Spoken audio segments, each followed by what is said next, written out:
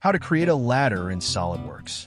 First, open a new part file and select the top plane. Start a new sketch and create the basic circular profile.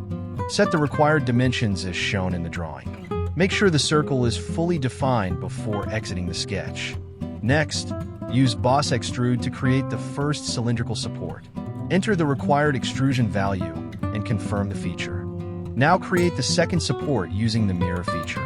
Select the appropriate reference plane and confirm the mirror geometry. Next, select the side face and create a new sketch. Press spacebar for a normal view and draw a center line along the rail. Next, sketch a circle on the center line and use Smart Dimension to set its diameter to 125 millimeters and its height to 1,250 millimeters. Now use Boss Extrude to create the horizontal connecting member. Confirm the feature and check the model in the isometric view. Finally, use linear pattern to repeat the connecting member. Set the required spacing and number of instances shown in the model. Confirm the pattern. Your 3D ladder model is complete. Thank you for watching.